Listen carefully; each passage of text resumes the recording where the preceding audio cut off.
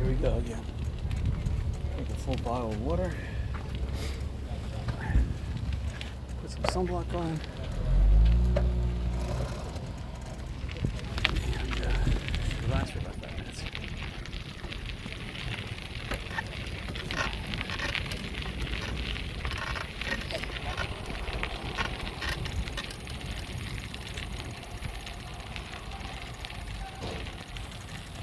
Alright, so onwards.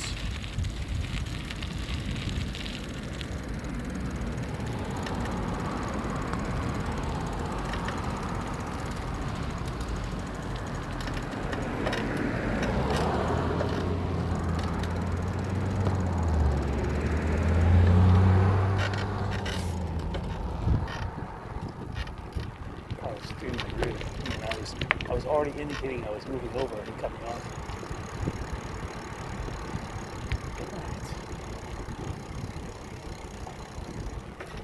Oh, still, I love this canopy. Just outside the sun, it's 10 degrees cooler, easy. Instead of 92, it's 82 right here. Nice.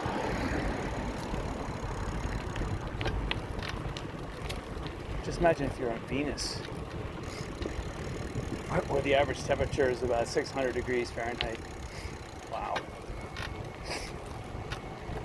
In the sun, 700 degrees. Actually, Venus has an atmosphere that's it's almost 100 times Earth's. So Earth's atmosphere goes up to 80 miles. Venus's atmosphere, easy, goes up to 800 miles thick. So they say that the one redeeming value about the planet Venus is that, okay, you can't go to the surface of Venus because it's too hot, and the atmospheric pressure on the surface of Venus would just be like under 1,000 feet of water here on Earth. So it's just way too much pressure. You'd die instantly. You'd have to wear a spacesuit. Even that wouldn't hold up long with a 600, 700 degree temperature. But they said that between 30 and 35 miles up in Venus atmosphere, the pressure is just like Earth's, the atmospheric pressure, and there's nitrogen.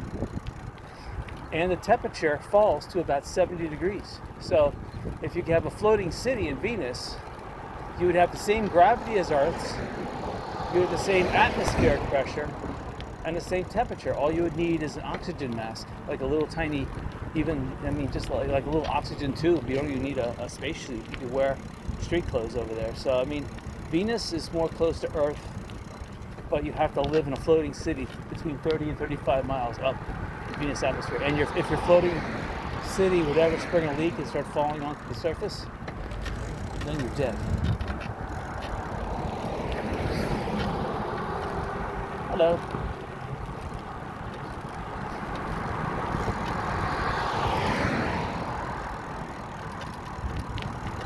Move my phone and my keys are in my pockets to my bag. That makes it pedaling a lot easier. Should have done it earlier because the keys were digging into my leg and the phone was making my leg feel heavy. Now without the phone sitting on my leg and the keys not digging into the other leg, bicycling is more of a breeze. So yeah, if you have a backpack or something, I can see the benefit of holding. I went through one water bottle already, and I already started a second one. So that water bottle will last until I can get back to Rebel. That's for sure. Because now I feel good. I feel hydrated. My body's sweating again like it should. So it's good. So by the time I go to South Seas Plantation, I bicycle all around there, and I come back, take that arduous long drive at St. Cap Road, and then culmination in stopping in at Rebel gas station tomorrow. Because once I'm done with Rebel gas station, depending which way I go, Tarpon Bay to Periwinkle or Pine Ridge Road there, Palm Ridge Road, it's like, before you know it, I'm at the Causeway Road. I'm on the causeway. So I'll try to speed it up here. I'm kind of lollygagging. Just glad there's not like a whole slew of bicycles ready to pass me as they did on summer. Actually, that part of the road is still called McGregor Boulevard. I don't know why, but it used to be called McGregor Boulevard. Then they built Summerlin, and they made McGregor Boulevard kind of like into Summerlin, but now it still has the McGregor Boulevard name on it. I don't understand that.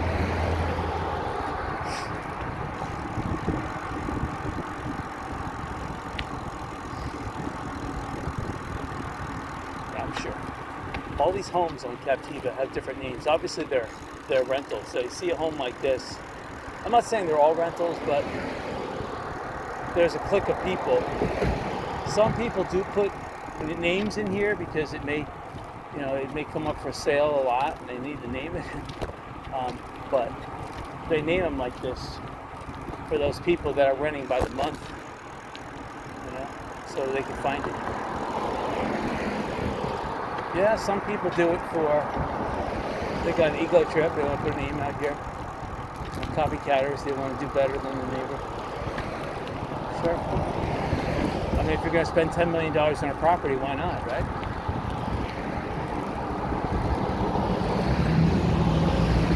As far as I'm concerned, you better have a lot more than that. If you're going to spend $10 million on a property like this. I mean, granted, these are beautiful properties and such, but I mean, I guess, I don't know, I could rent a lot of property for $10 million and really enjoy it around the world. In fact, I don't even think I could rent $10 million for the rest of my life. I guess if you're going to spend all your time here in Sanibel or Captiva the rest of your life, maybe it's a good investment. I don't know.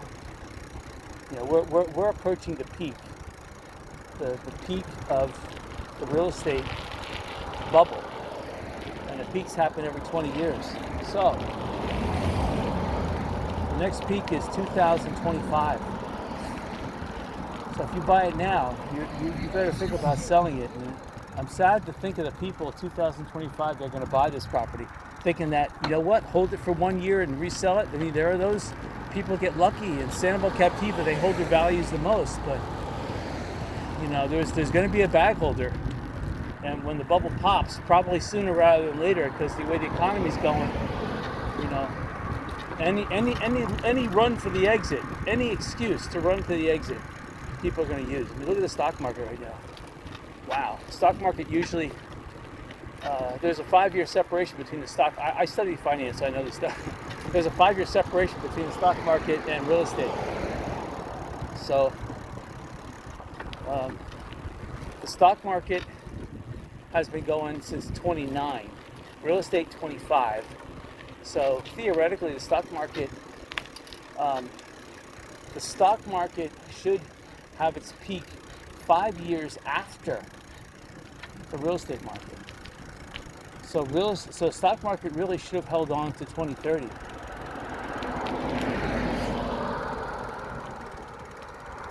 I mean, we should be for the stock market, we should be near bottom,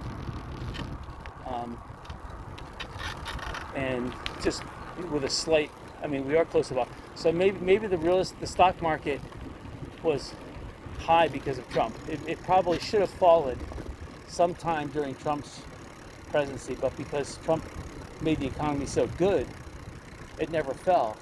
So maybe now it's fallen because the economy is so bad.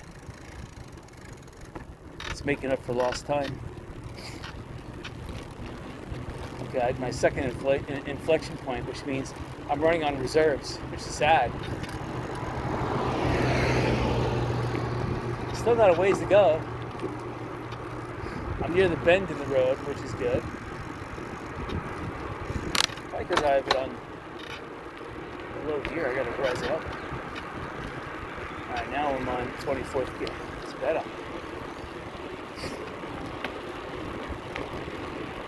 Oh yeah. This shade with canopy, nice.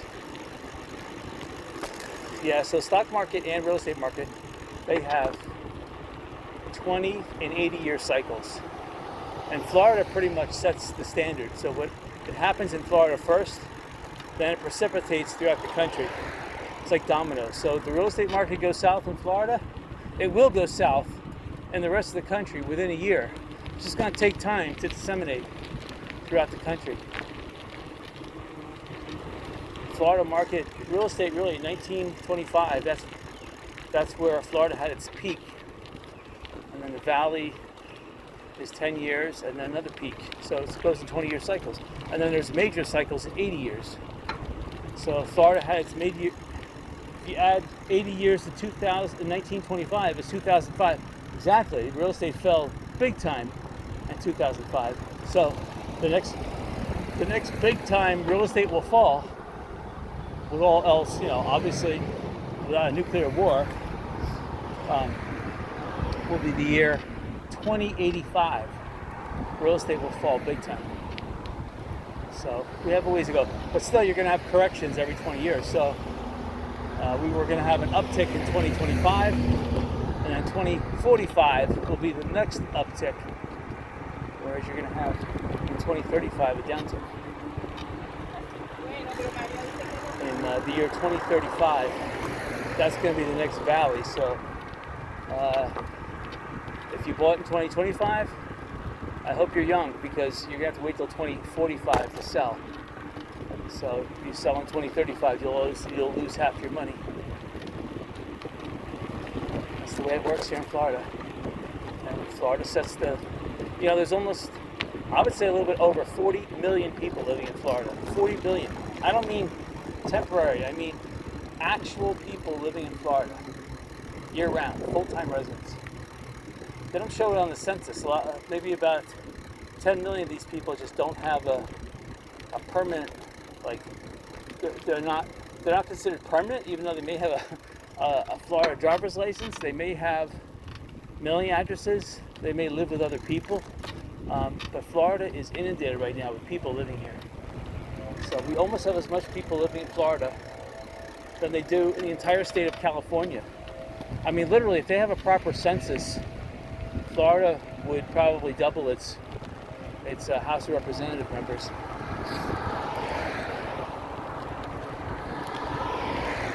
We'd have that many electors at stake for each general election.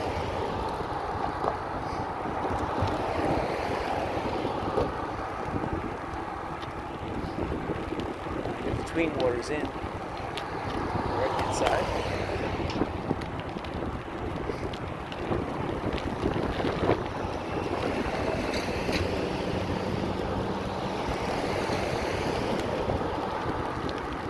Backpack feels a lot less.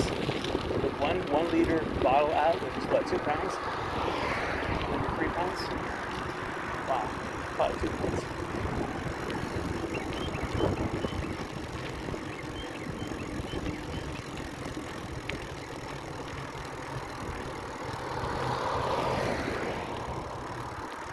This is my third inflection point. Which means I am running on reserves, but it's not. Still fine with getting all the way down to South Seas. I mean, I made it all the way to Captiva, Captiva Drive. I mean, come on. I have another maybe 2 miles to go before I get to South Seas, and then another mile thereafter. So it's like going a little bit longer than the length of the Sanibel Causeway. Yep.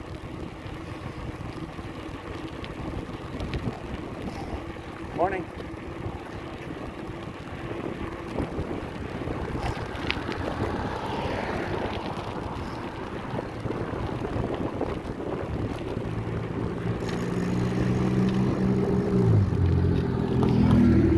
Contracting is where the money's at. If you could, the problem is that if you build a house in Sanibel Captiva, you take a loan from the bank, and somehow you can buy the property really cheap, whether you have to buy and build, or whether you could just buy an existing house and you are one of these fixaholics, you can fix anything yourself. If you could somehow make a living. And I'm talking about people that are starting with nothing. They're not born with a silver spoon. They have to earn every single dollar, and nothing was given to them. They didn't inherit anything. If you started from scratch, and you're able to buy a $4 to $5 million property here on Captiva, which probably sets the low end, figure between $50,000 to $100,000 a year in taxes, property taxes. I mean, it's outrageous. Then, if you want insurance, you want groundskeeping, you better do it yourself. You better self-insure. You better be able to do it yourself. No insurance. You could scrape and save. And you could buy it at a dip. Let's say you bought this 2015. That was the dip. You bought it then, and you still were paying the exorbitant taxes and upkeep, and you listed it for, well, right now, $8 to $10 million could be an easy selling point. So then your 5 year, or not necessarily 5 years, but if you bought it in 2015, your 10 years of hard work and toil and sacrifice, wow, would have just paid off with a $4 to $5 million profit. Providing you were able to make your payments to the bank. I know a lot of people, they take out credit cards and they pay off other credit cards with new credit cards. I'm like, wow, you're juggling 31% interest. How are you doing that? It's a pyramid scheme, and eventually it's going to crash, and you're going to pay a ton of debt. So credit cards are what's called 30-day grace period. You get a 30-day grace, you pay for it in full, and that's it, in cash. So it's just because you don't have the cash at hand immediately. You should have the money when you're using a credit card. Better yet, get an inheritance and use a debit card. All right, so that was the green flash we just passed. I definitely recommend that for lunch. So this is lunchtime now, so it's an early lunch. I wish it just opened. Wow.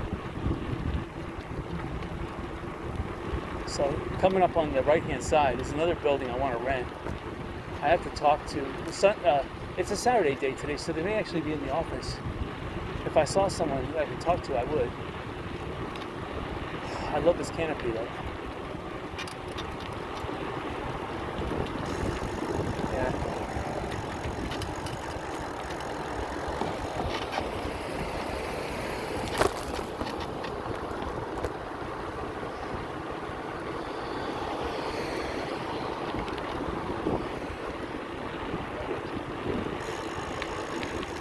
Coming up on the left is the convenience store that everyone in Sanibel and Captiva knows. This is like the quasi supermarket. Even though there is a supermarket a little bit farther down the road here, everyone uses the island store here. See this property? John Wood R Properties. He lucked out. I wanted to buy that, and I guess he bought it. Terrible. Oh well. The property goes fast this island. There's the bubble room, right? And then on the left too, looks like. This is the bubble room, the emporium. Open. Here's something. I'd like to make that into, it's a low-boat ice cream? Whoa. I'd like to make that into a real estate office.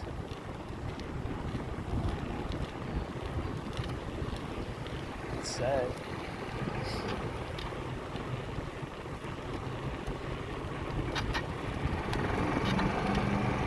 Yeah, that's the thing. You gotta, when the property opens, you gotta grab it fast.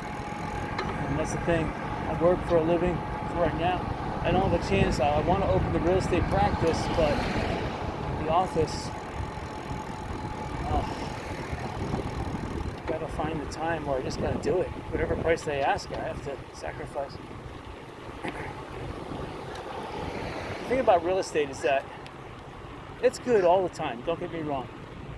But during good times, with real estate's appreciating and there's more buyers than sellers, you don't necessarily need to have a real estate agent help you at all. A real estate agent is good to facilitate the deal.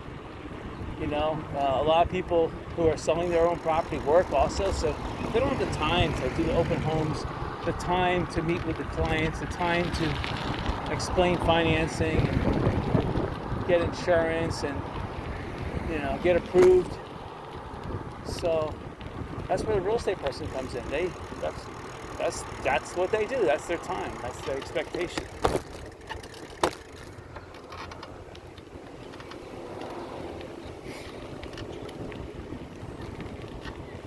I'm taking this way because I don't like going through the guard post. And this is a back way. There's a couple other back ways. I could go on the beach too if I want, but this is one of those bypass ways I can take.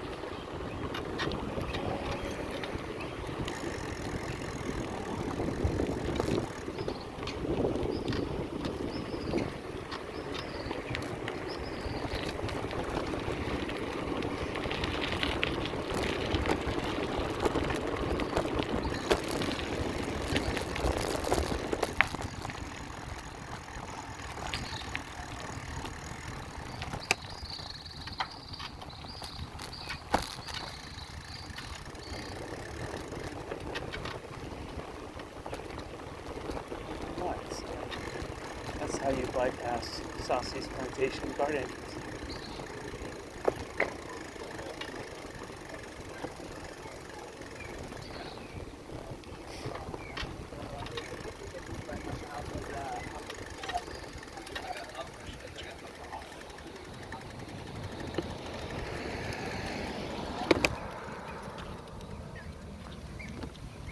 Looks like the Thistle Lodge over there.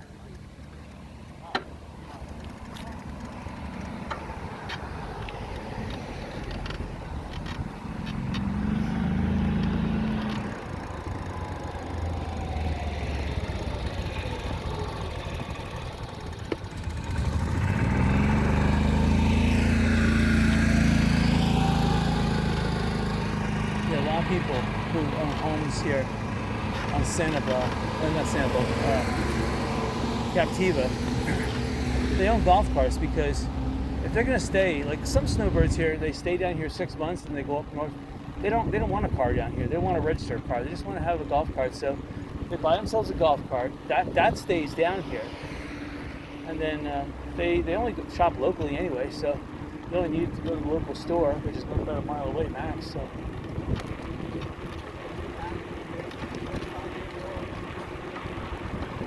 So that was mile marker 3.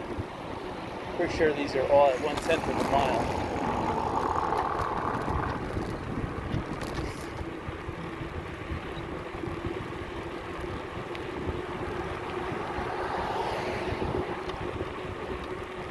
Yeah, it's got to be 1/10 of a mile because they're coming up too quick. Here's mile marker 4.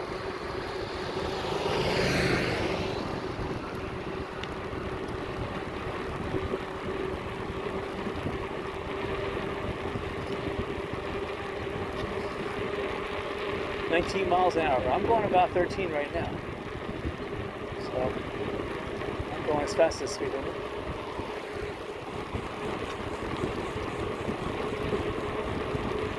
There's a lot of traffic here now.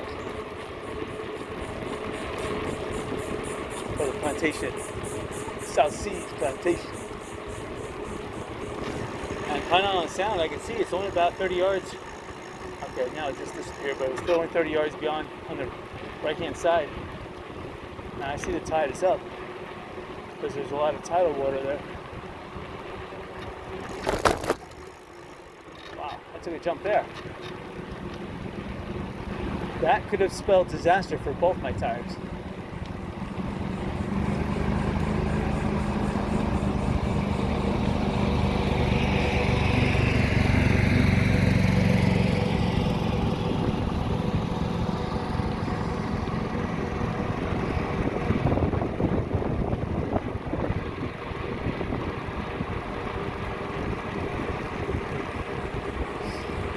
There's a bicycle path that's coming up. It's coming up on the left. It's a short path, but it's something that I'm not going to take it on the way back. Oh wow, look at the tidal water right there. And the water level this high. That little bike path could have some submerged areas. Wow. The tide is really, look at, it's within 8 yards here. Oh, 5 yards.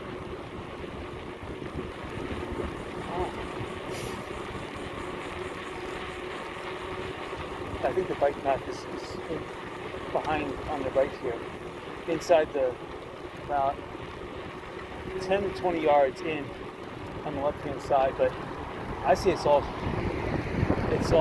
flooded in there, so it could be below water right now. It's one of those trails that's hardly used, but it hooks some of the communities up. Some of the communities are just beyond the mangrove here.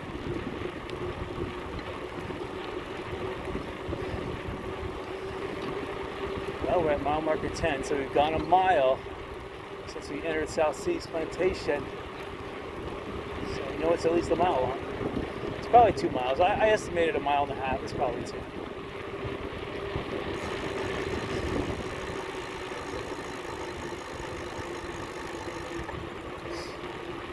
So I have some bicycles coming up. I know I'll be passing them, that's for sure. Oh yeah, definitely 2 miles long.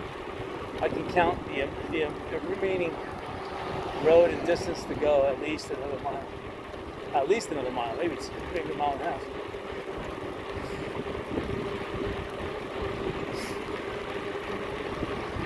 I went back here. There's an isthmus that goes back in Captiva on the right hand side if you take this road. And I went back there on bicycle, but it's like a utility road for a lot of the waste management and other like yard debris and stuff like that. There's a recycling area, but there's like a little peninsula that goes out. And if you look at it on a map, it looks like it has like a road that's accessible, but the road is really spotty and a lot of gravel.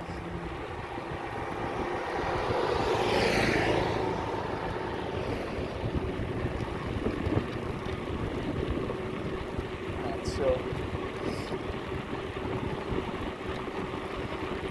we're coming up to Land's End up here, which is good.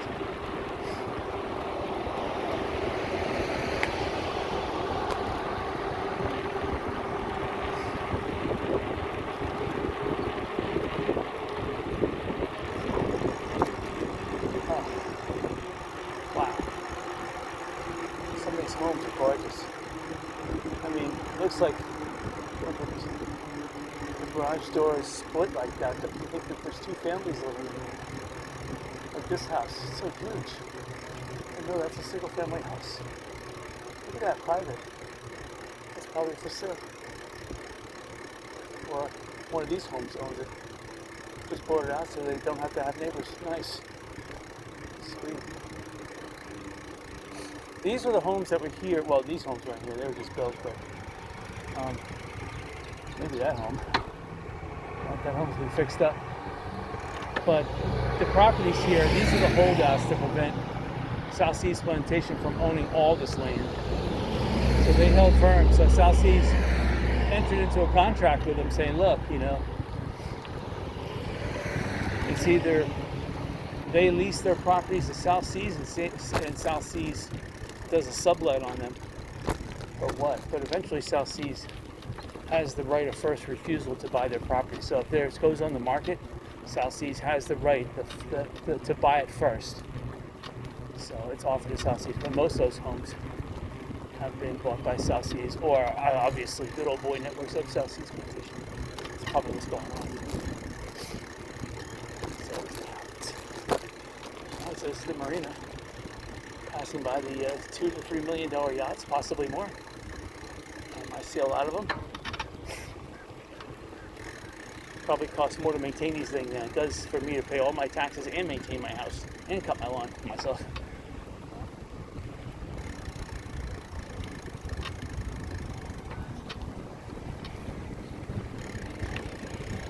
Some of these boats actually have live-on crews that they live on, and they're not the owners. They're the ones who are just like the captain, skipper, the first hand. They just maintain the boats for the owners, and they live on the boat. So it's a good way of living, and they get paid money too.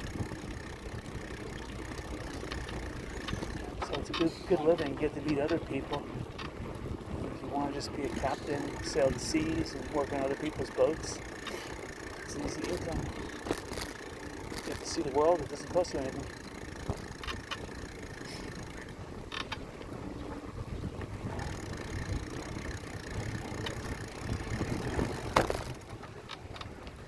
last time I was in here, there was dolphins floating in the canals. So I'm surprised I don't see any at the moment, but I gotta keep my eye out. See, the tide is high though. Sweet.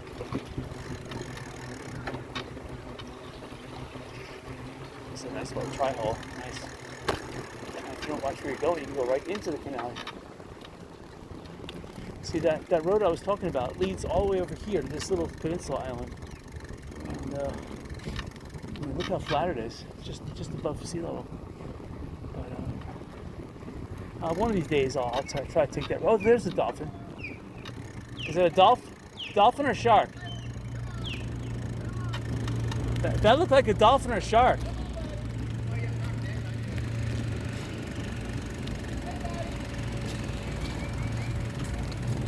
Hello. Hi, good morning. Morning.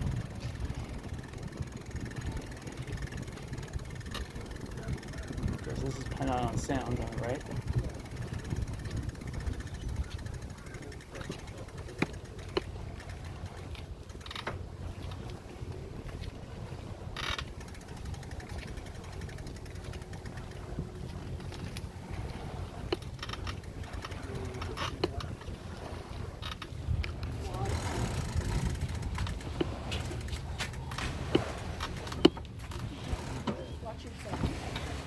Sand. Oh, sorry. I'm sorry. It's my fault.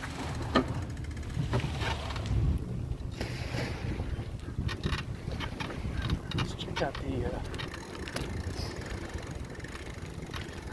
I shouldn't go across the grass here, but since I have a mountain bike and no one's gonna complain, let's see what this pelican's doing over here. See if there's a warning that says no bicycles on here.